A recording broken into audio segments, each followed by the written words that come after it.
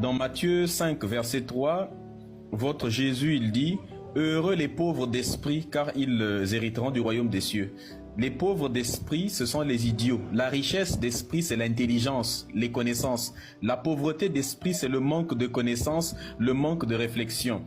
Donc votre Bible est en train de sanctifier l'ignorance et la bêtise. Voilà pourquoi c'est mauvais pour le continent africain, parce qu'il ne se développera qu'avec la connaissance, pas avec l'idiotie dont vous faites preuve. Lorsque vous passez des journées entières en train de vous branler sur des versets bibliques qui vous emmèneront nulle part. Votre religion a aussi inventé l'escroquerie. Galates 6, verset 6, que celui à qui on enseigne la parole de Dieu fasse part de tous ses biens à celui qui le lui enseigne. C'est-à-dire l'invention de l'escroquerie. Et voilà, à cause de ce verset, vous avez des pasteurs à qui on achète des Range Rover, à qui on donne des parcelles, tous les biens, simplement parce qu'ils enseignent la parole de Dieu. Une parole qui ne permet de développer aucun continent, aucun pays. Donc, il y a aussi les guerres. Tout à l'heure, tu as parlé des guerres. Alors, la guerre, elle a été inventée par ton propre Dieu dans ta Bible, parce que remarquez la pertinence, parce que nous, on connaît votre livre.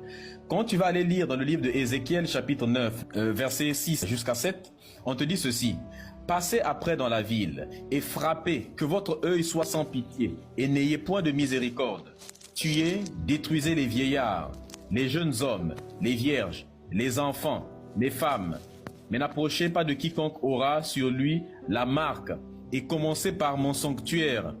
Ils commencèrent par les anciens qui étaient devant la maison, et ils ont liquidé tous les anciens qui étaient là-bas. Ensuite, ils sont passés par les femmes, les enfants et tout le monde. Ensuite, dans Ésaïe chapitre 13, les versets 15 jusqu'au verset 17, on dit « Tous ceux qu'on trouvera seront percés », c'est-à-dire qu'on va les trouver, des êtres humains seront percés, et tous ceux qu'on saisira tomberont par l'épée. Leurs enfants seront écrasés sous leurs yeux. C'est un peu comme ce qu'Israël fait avec la Palestine. Tout ce qu'il vient de raconter sur les Luangos, c'est une idiotie totale. Il est en train de l'inventer. Alors moi je vous dis des choses que tout le monde peut aller vérifier. Hein. Toi tu nous sors des conneries. Lorsque vous dites qu'il y a un roi Luango qui a tué sa fille, mais c'est justement parce que tu n'as pas lu dans la Bible. Qu'est-ce que Dieu il dit? On va lire dans Romains 13, le verset 1 jusqu'à 2. Que toute personne soit soumise aux autorités supérieures, car il n'y a point d'autorité qui ne vienne pas de Dieu.